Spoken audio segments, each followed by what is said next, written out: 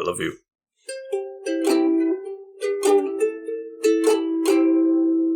Welcome back to the Couch Potatoes. Come on in, sit on down. We got plenty of room for you. I am the Green Traveler from Gore. And I am the Faceless Leon.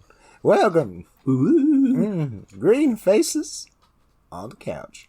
I almost said on the cooch. Whoa. That's not what this show's about. Yeah, that's our other show. That's the late night special. That's you got to pony up for Patreon for that. That's patreon.com/green and faceless. Yeah. If you actually, I'm putting it out there now, if we can get 50 patrons by March of next year, all right, we'll do a Green and Faceless on the Cooch Patreon special, where we review sex toys. What are we gonna do? We'll let people know what that is as we gain patrons, but until we get patrons, you put a nice goal on, a nice lofty goal on that. And if you want to help us out, we really appreciate it. That would help us make more of this show, because I don't know if you noticed, but there has been less of it, and that's because we're out making money. We're trying to live our own lives and do the jobs we don't like. We'd rather do this. We definitely rather do this. I would love to just have a radio show. It'd be so nice. Yeah. Don't I have a good voice for it, everybody? Help us out. We got we got it all here. Yeah. All right here. Right now. I'm transitioning and I usually hate my voice, but it's whatever. Well, people have said it is nice. And I like it too. I know. I receive a lot of compliments on it. It's very nice. I appreciate it. Thank you. Yes. Well, we are doing the third installment of our American Horror Story playlist. If you don't know what American Horror Story is, I don't know what mountain you've been living under, and I also don't know if you're missing out either. Yeah, that's a fair point. Well, we are back with the third season. So this is quite a few years ago. This was 2013. No way, it was set in 2013. But did it come out? Every year we try to get one of these seasons done. Yes. Typically around Halloween, we're running a little behind, but it's still why can't Halloween spill over into November? Why does all of November have to be Christmas all of a sudden? You guys are you're fucking weird is what you are. What you do is you keep the skulls and the pumpkins and all the other ghouly, ghosty stuff up until the turkey gets killed. Oh. Yeah, once the turkey's dead and the pumpkins are rotten and everything, then you can put up your damn Christmas stuff. That's right. I mean, stay your lane, Jesus. That particular set of what do we want? Prerequisites. Is very specific to the United States. That's right. But still, nobody else cares about Halloween around the world. Not as much as America does. Let's be honest. Well, I think it has a lot more popularity than you think because of American. There's culture. Places that have more meaning to it, whereas in America it's literally just become get dressed, get some candy, be sexy or be silly, like have fun. Whereas the rest of the world actually has like actual tradition around it. America is just like capitalism, baby. Apparently one woman made that happen. I don't have her name at the top of my head, but apparently she was tired of kids. Started Halloween just being a dress up, maybe have a party type of thing. Oh, gotcha. And before that, that night, kids would go out past curfew or whatever and just destroy shit. Just destroy the entire town. That's what Halloween was. And she kept a prize-winning garden, this woman, and was tired of her prize-winning garden being ripped up every year. So what kind of folk legend are you telling me? So she decided to throw a party with like bobbing apples and shit, and thinking that maybe this will tire the kids out, and then they won't do the shit. And she thought it worked, and she went to bed after the party and woke up, and they still destroyed her shit. So those motherfuckers. So she planned the whole year, and got people involved to make a parade for Halloween, and made these kids march basically all night. So that they had no energy. And they loved it. They fucking loved it. And that town did it every year after that. Oh my god. And I'm not making this up.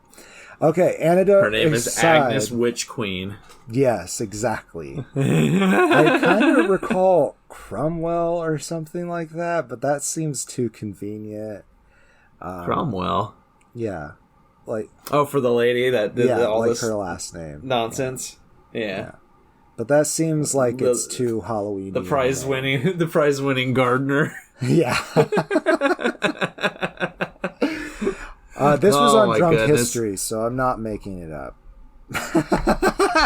Yeah, drunks know what they're talking about. Yeah. I've never listened to it. I'm sorry, I've never watched it's actually quite a bit of fun. I would highly recommend. A hoot and a holler. Anyways, this is Coven. Brought to you by Drunk In History. Coven, that means... No, absolutely not. It's not. Though I would love to have that guy on the show. He seems like a lot of fun, the guy who hosts it. His name is Derek. Anyways. Hi, Derek. Anyways, in this, our third incarnation of the American Horror Story. Oh my goodness. We got witches. It's all about the witches. Bitches. Witches, bitches. Yeah, I kind of wish I didn't say that. I didn't like the way I said it. But anyways. Yeah. We start off with Tessa Farmiga, I think. And somebody. Yeah, so we'll start there anyways. And she is with her then longtime boyfriend and decides it's time to do the dirty. And yeah, while that's happening, her witch powers activate, and she sucks the life right out of him, right through his winky. And wait, that sounds like doesn't that sound a bit like Rogue from X-Men? It does sound a bit like an X-Men. Yes, it does. Everybody kind of does have an X. Who knew that Evan Peters was in the X-Men before he was in the X-Men? I know, right? It's crazy. He's the only one without powers, though. He's that's not true, monster. Though. He does. He has like super strength. Only because he's Frankenstein's monster. Yeah, he's undead and has super strength. That's 2 superpowers. I wouldn't call them superpowers when they've been cursed upon him, basically. That's true. So, we told his story in a nutshell. So, the eye of the beholder. Yeah. Tessa, she's just real sad about her boyfriend, and anyhow she gets approached by Frances Conroy. Oh, I didn't even actually say Tessa's character's name. Zoe Benson is the character's name. Frances Conroy meets up with her, and this is being Myrtle Snow, one of my favorite characters of Frances Conroy's. It's hilarious. Crazy wild redhead. I love her. It's a lot of fun. She plays the theremin at some point. She also gets burned at the stake twice. Spoilers. Yeah, it's great. It's great. And she brings her to a school of witches, and because Charles Xavier's magical school for gifted teenagers. That's right. Sarah Paulson's school for witched out tweens. And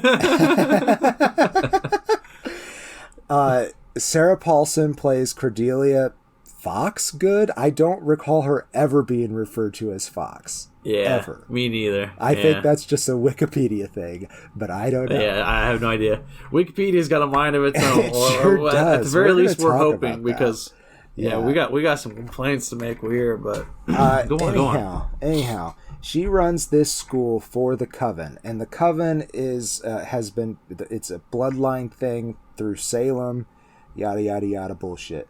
Anyhow, yeah, name droppers. They got to go to New Orleans to learn the magic, though, and Nolans, and there she also meets Misty Day. No, she doesn't. No, she doesn't. She doesn't. I was actually looking for Madison Montgomery. There's a couple of M names in this. And whatever. Too many. Misty, Madison, Myrtle, Marie. Yeah, that's right. Madison Montgomery, though, is played by Emma Roberts, and she's also a movie star who... She's a fashion icon and drugged out all the time, and everybody thinks that she's at rehab, but she's really at witch school, and she's good at fire, right? That's her first thing, is fire. Yeah, something like that, yeah. And she is absolute, like, bitchy, she's too. The worst. She, But she's great mean to at everybody, the same time. very I believe stuck this up. is her first season with them. I don't think she was in the other two. I'm not sure. I don't think she was in Asylum. Remember. I don't think she was. Anyways, I think she's a great add to the repertoire of the show. I think that she really brings something. She's amazing. Yeah, she's a lot of fun. But Madison is an asshole. Madison is the worst. But she has a great emotional arc, though. I mean, it's not really emotional, but like she's got a very interesting story. I appreciate the paths her story takes. She honestly doesn't develop that much. Now that I think about it, like just a little bit. There's like 2 episodes where she has some. She goes through some shit, and it seems like she's gonna change, and then she actually doesn't, like at all. Yeah, but that's also kind of American Horror Story in a nutshell. Is true. Like, it's become apparent. I mean, I've only watched the first 5 seasons, and eventually we'll get beyond that, but it's gonna be year by year. But it's very apparent to me, at least through the first 5 seasons, that they very much follow a formula, which is develop these characters really well for 10 episodes. Yeah. And then absolutely fumble it for the last 3 when they don't know how to fucking end it, like Stephen King. And it's just like they ruin everything, all the development, everything's out the fucking window because they gotta kill people. And it's not entertaining if half the cast doesn't die, so go ahead and fuck them all over. And fuck it, why not? We're dealing with witches, we'll bring them all back. People now, but I guess it's good that we care about them too. I guess. Let's talk about her other classmates to start off with. We have Gabourey Sidibe. I believe I said Sidibe. Thank you. Playing Queenie, and she is a living voodoo doll. And one of the ways that she learned this was when she was cooking chicken at the restaurant that she used to work at, and some guy was being super impatient, and she got pissed and she put her arm in the fryer and it burned him. And that was very interesting. So love it. Queenie and Madison hate each other. Yes, a lot. And then also kind of stuck in the middle of the two of them is Nan, played by Jamie Brewer. And Jamie Brewer was in The Murder House, I think is Anne.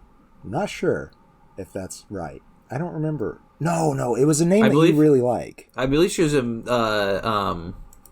Asylum as well, wasn't she? Was she?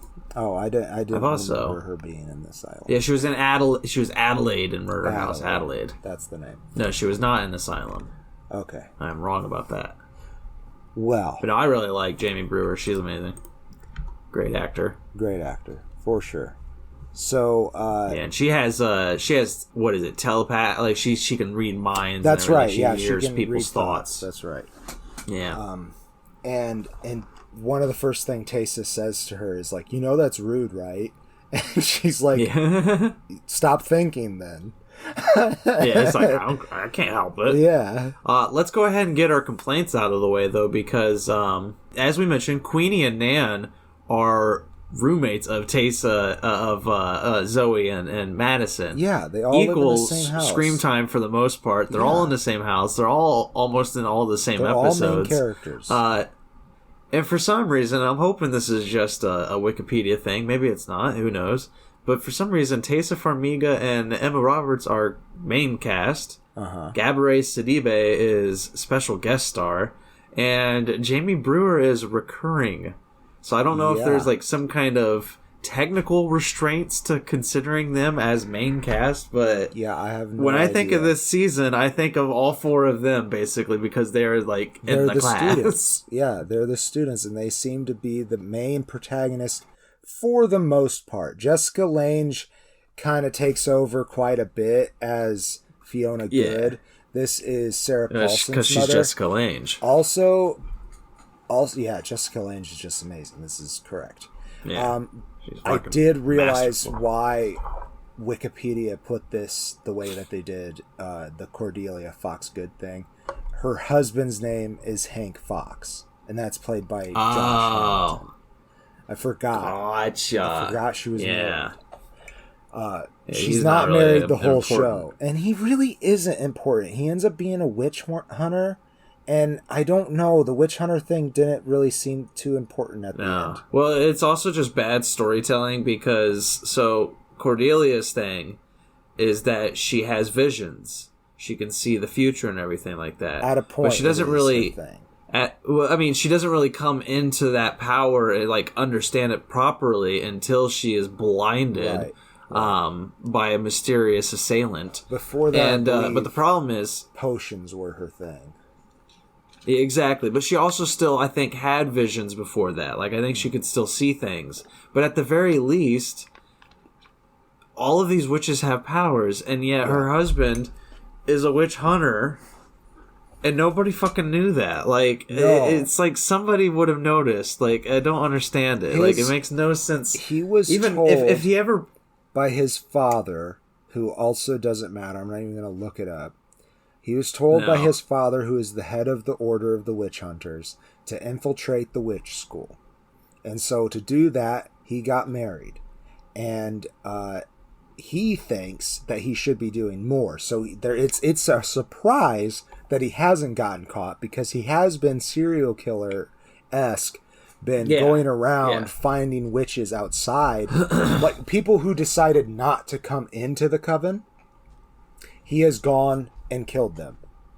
And he that is against the orders that he has. So it's a surprise he doesn't get found out. One of the visions that Cordelia has after she's been blinded is that he slept with this other woman. Well, he slept with her, yes, but then he shot her in the head very cold-bloodedly.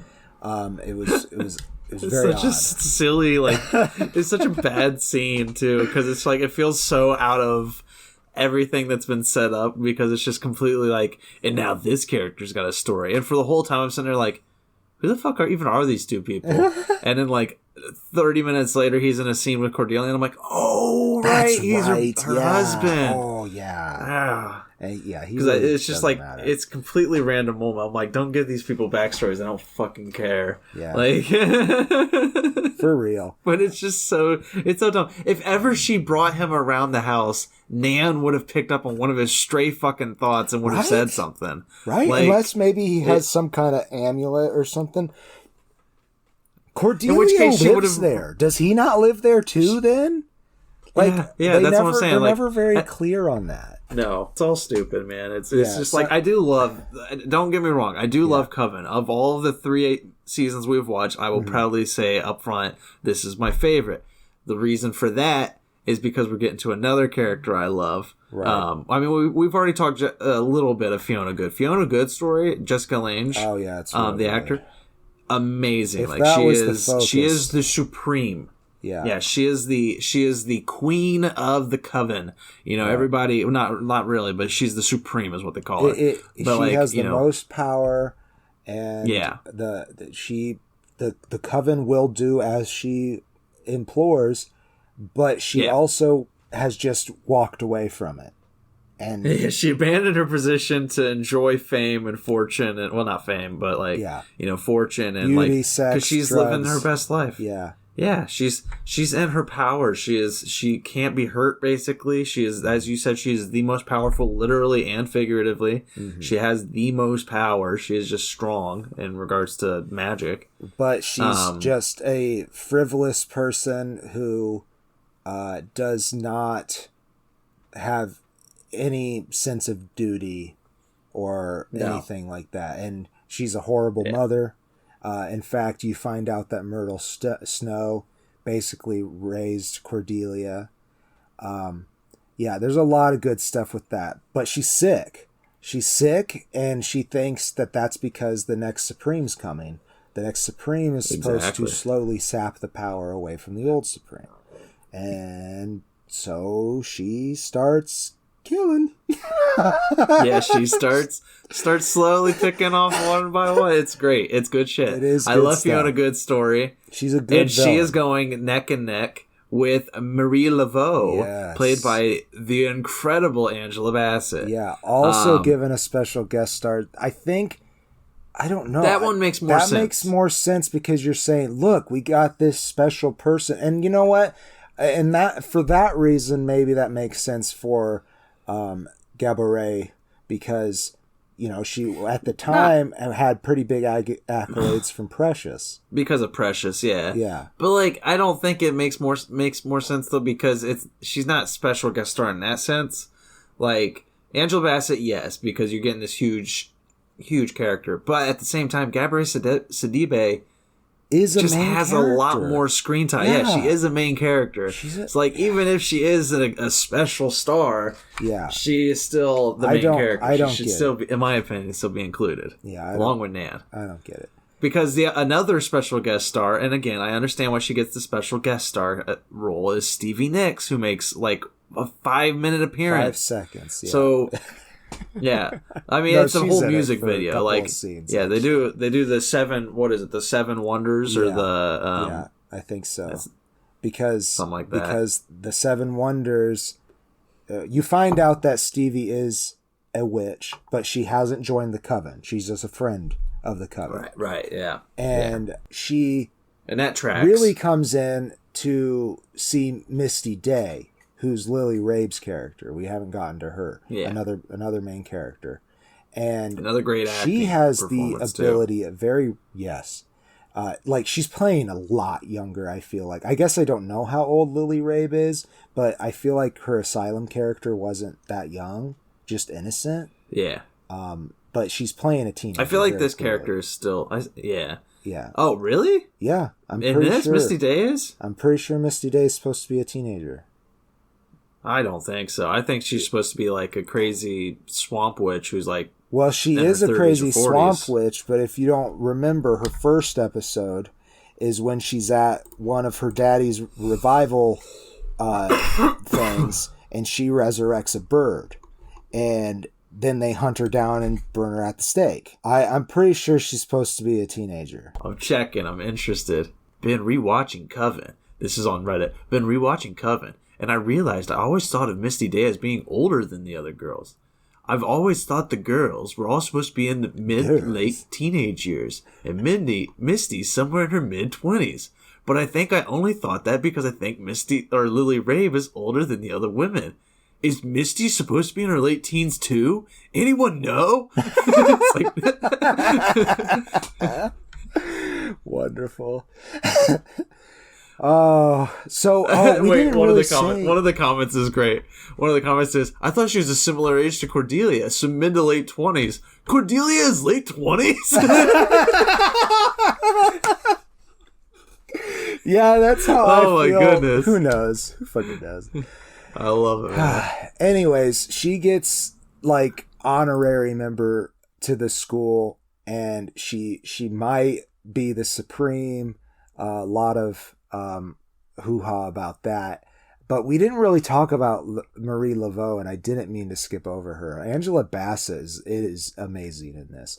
Deep in New Orleans, she and some other folks practice I suppose they call it voodoo. I don't remember what they call it in the show.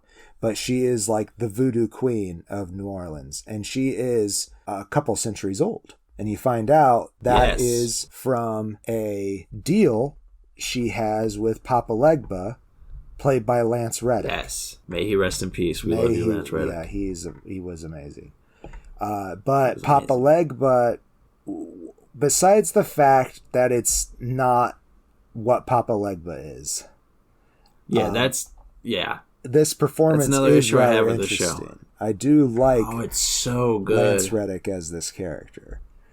He's only in like 2 episodes, and it's very, very small scenes. Yeah. But like, I remember watching this when it came out, and like, I love Fringe. I love. He has a few episodes of Lost. Like, I love Lance Reddick at this period of my life, and I remember watching this and like seeing the episode with Papa Legba and being like, man, this guy is so good. Like, this is such a good performance. And then at the end, I see the credits, and it was just like Lance Reddick as Papa Legba. I was like, what? Like, my brain. So good. Honestly, one of the best performances he's done, because it's so different from anything he's done. Like, That's true. I mean, there's a lot of makeup. There's a lot of like, not sneering, but he has a bit of a sneer to him. You know, it's just so he does the Anthony Hopkins never blink thing, and that like really adds to his facial expressions, and they give him these like crazy contacts too. So it's a lot of fun, I think, but it is. It's not representing Papa Legba right, so I don't know. I'm trying to find the person it's closer to. I'm trying to figure that one out real quick. Well, in the meantime, I will mention somebody who is interesting, but I don't exactly feel like they fit the best in the show, and that's the Axeman, Danny Huston, or Houston, excuse me. Yeah. He's very interesting. I've always found, anytime I see Danny Houston, I think he's very interesting.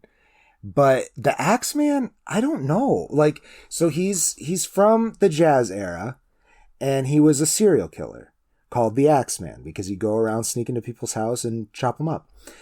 But he was also a saxophone player, which at the time was referred to as an axe. So that's fun, and it is New Orleans, so it's fun that they did something with jazz. Yeah. But it works. As you know, being someone who has any idea of the history of music, the jazz era was quite some time ago. And so how that works is that he's a ghost who was killed by witches at the time in the house that now this new, completely different generation of witches are living in. And they free him. Yeah. They free him. And well, I mean, another thing they do, another character that they free, that they dig up, if you will. Oh, yes. Thank you. Yeah. Delphine LaRue. Thank you. I couldn't find her name. Yeah. The owner of the house. Of what it was, the house was built on, played by the amazing Kathy Bates. Amazing. Kathy Bates is amazing. Her performance in this is amazing. This character is an absolute piece of dog duty. Delphine is just in the most hateable ways. And they try to give her this redemption story. Oh my God. Yeah. It is very strange. But Queenie tries to redeem her. And then at the end, though, the thing that I like is that Queenie is the one there to judge her. So yeah, that is fair. Yeah, I do like that. My main complaint though is that it irritates me. They keep doing this with the American Horror Story seasons. Season 1, they tried to give this moral, emotional feelings from the audience for a school shooter.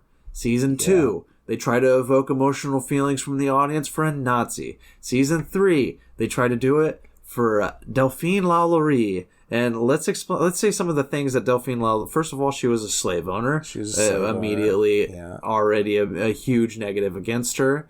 And then her biggest thing was she was a torturer. She would bring in these slaves. She would take them to, like the basement of her house, to like certain rooms of her house. Attic, I think. Yeah. Yeah.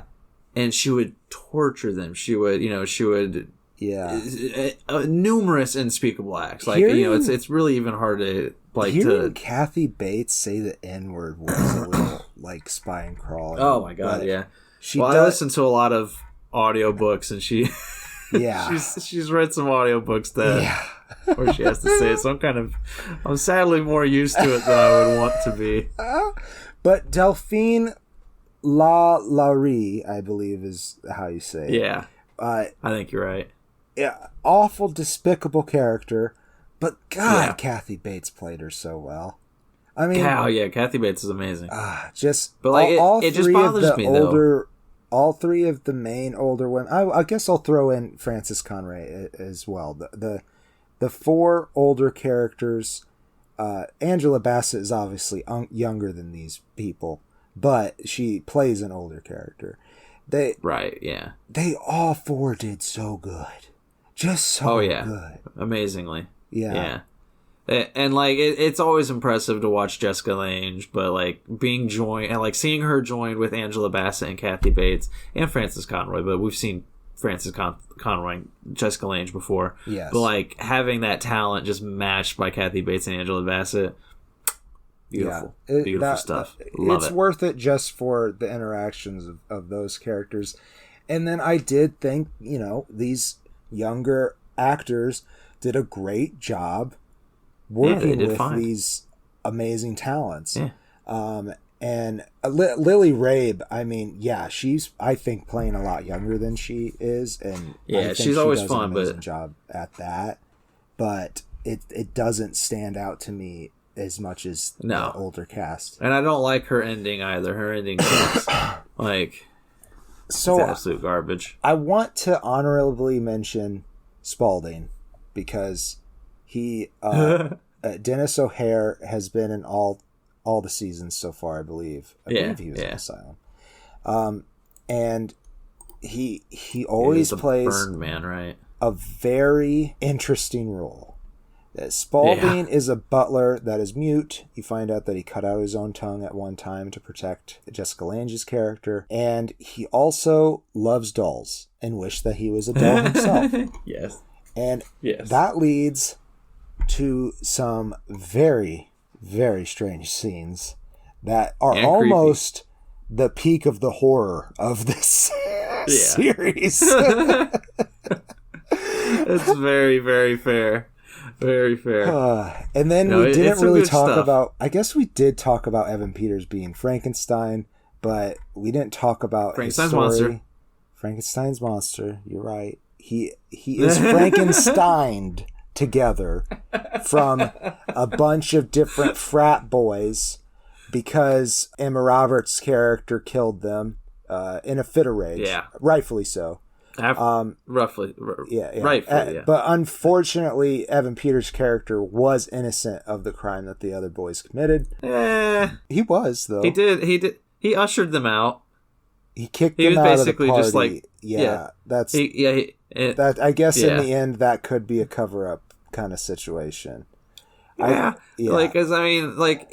do agree. He was not involved. He was not in the act. I think it is fair to say that. We should mention it just for trigger warnings. If you're if you're wanting to watch the show, she is raped by all these frat boys. It's not he was not involved in the act, but as opposed to just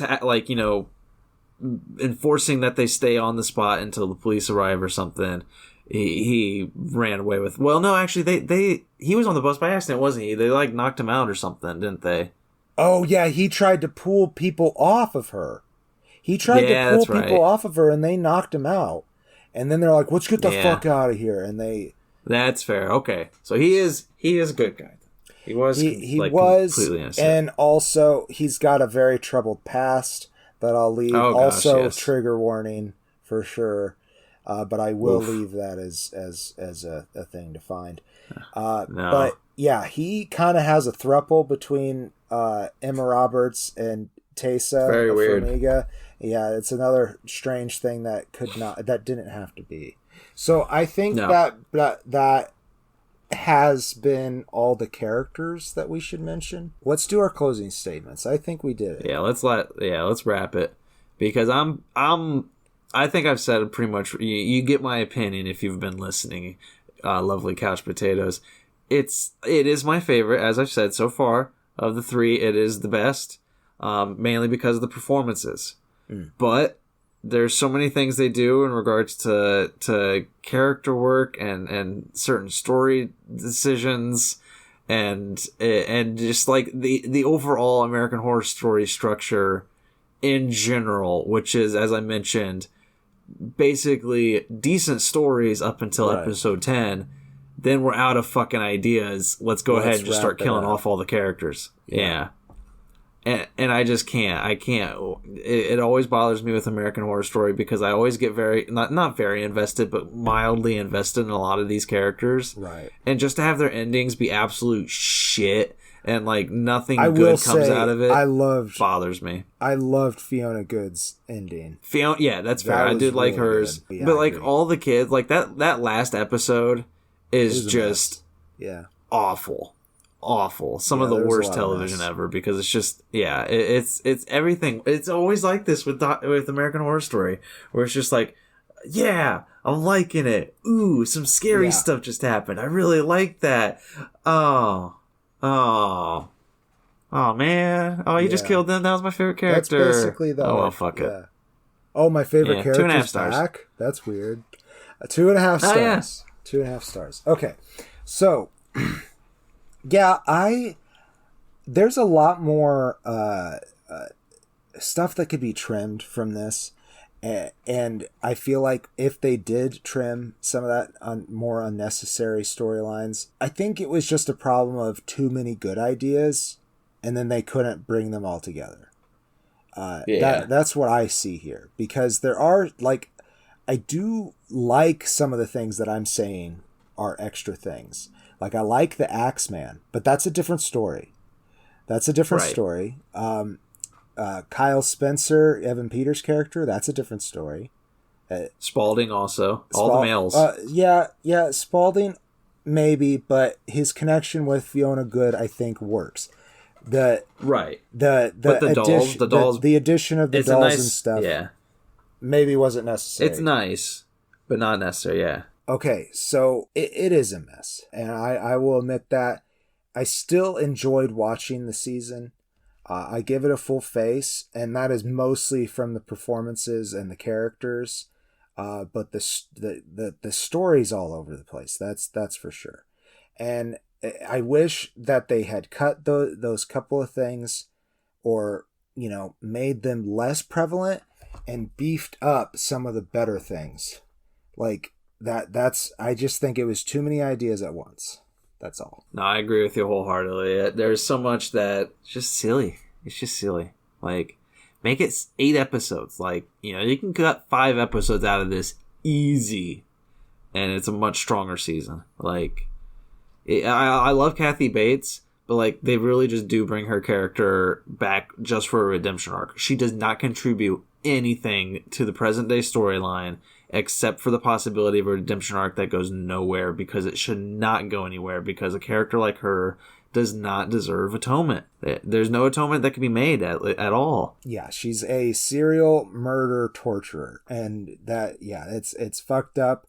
I think if that was the entire focus of this person who happened to be alive and was super racist, buried underground for 200 years. If that happened to be the story, then maybe they could have made it pay off, but they didn't. It didn't pay off. She was just evil through and through. Yep. Frustrating. Absolutely frustrating. But I think that has been the show. I think so too. Thanks everybody for joining us again. We'll be back in a year with American Horror Story Freak Show. Until then, we'll fill the time with other shit, of course. But it's called Freak Show? I think so, right? I think you're right. That's not great. Yeah, it's pretty insensitive. It's a horror show. Well, yeah, I mean, and that's the thing. Freaks is it's a staple of the horror genre. Yeah. So maybe that is not you know what I mean. Right. You guys know what I mean. You're cinephiles, you freaky weirdo potato people. You freaks. I am the Green Traveler from Gorsh. And I am the Faceless Lone. What? The Faceless Leone. Thank you so much for listening. Safe travels and good night.